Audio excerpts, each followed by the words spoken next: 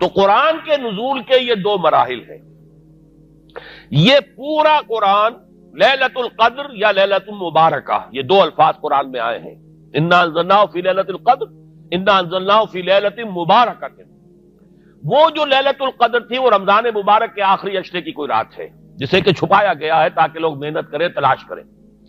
لیکن اس رات کو پورا قرآن لوح محفوظ میں، اب یہ بھی تین الفاظ قرآن میں آئے، کتاب مکنون، ام الکتاب اور لوح محفوظ، یہ تین الفاظ آئے. اصل قرآن وہاں لوح محفوظ میں ہے. وہ قرآن اتار دیا گیا سمائے دنیا تک، پہلا جو آسمان ہے ہمارا یہاں تک اتار دیا گیا. یہ دفعتاً واحدتاً ہوا ہے، ایک دم ہوا ہے. لہذا رمضان کے لیے آیا شہر رمضان الذی انزل فیہ القرآن، یہ باب افعال سے ہے.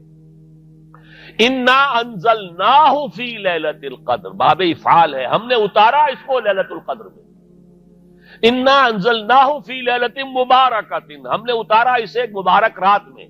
تو یہاں آپ نے دیکھا تینوں جگہ پر یہ آیا ہے انزال کا صیغہ باب افعال سے.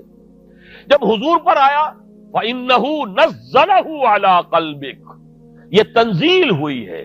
نَحْنُ نَزَّلْنَا عَلَيْكَ الْقُرْآنَ تَنزِيلًا، اے محمد آپ پر ہم نے قرآن اتارا ہے تھوڑا تھوڑا کر کے، نجمن نجمن، آیتیں پھر آیتیں پھر آیتیں آ گئیں، پورا قرآن نہیں اتارا ہے.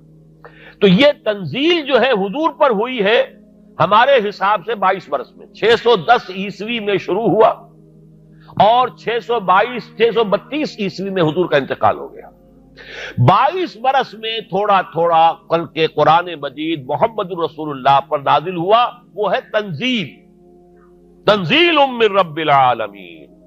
لیکن جو حضور پر تو اترا ہے وہاں سے سمائے دنیا سے جبرائیل لاتے رہے، لیکن یہ کہ یہ پورا سمائے دنیا پر دفعتاً واحدتاً، جملتاً واحدتاً، پورا قرآن جو ہے لوح محفوظ سے یا کتاب مکنون سے یا ام الکتاب سے لا کر اتار دیا گیا. یہ ہے انزال. شہر رمضان الذی انزل فیہ القرآن. اب قرآن کی جو مدح ہوئی ہے، ظاہر بات ہے اس میں اگر میں نے وقت زیادہ لے لیا تو پھر تو سارا وقت اسی میں لگ جائے گا. قرآن کیا ہے؟ ہدی للناس، لوگوں کے لیے ہدایت. اور اس میں نوٹ کرنے کی کم سے کم یہ بات ضروری ہے کہ سورہ بقرہ کے شروع میں فرمایا ہدی للمتقین، یہاں فرمایا ہدی للناس. اب کوئی اگر دیانند سرسوتی کتاب لکھ رہا ہو اور 14ویں باب میں قرآن پر تنقید کر رہا ہو، کہتے ہیں تضاد آ گیا. کہیں کہتے ہیں کہ یہ تمام لوگوں کے لیے ہدایت ہے، کہیں کہتے ہیں متقین کے لیے ہدایت ہے. لیکن اس کا مفہوم سمجھنا چاہیے.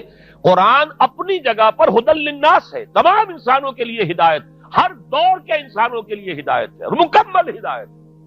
آج کا بڑے سے بڑا فلسفی، اور اگر ابھی دنیا کی عمر ہے 1000 برس تو اور 1000 برس بعد کا بھی جو بڑے سے بڑا فلسفی ہوگا اس کے لیے بھی ہدایت قرآن میں ہے. عرب کے بدو کے لیے بھی قرآن کے اندر ہدایت تھی اور آج کے عام آدمی کے لیے بھی قرآن میں ہدایت ہے. تو قرآن تو ہدایت ہے فی نفسہ ہی، علی مقام ہی، اپنی جگہ پر پوری نوع انسانی کے لیے ابد الآباد تک کے لیے. لیکن اس سے استفادہ وہی کر سکتے ہیں جن میں تقویٰ ہوگا.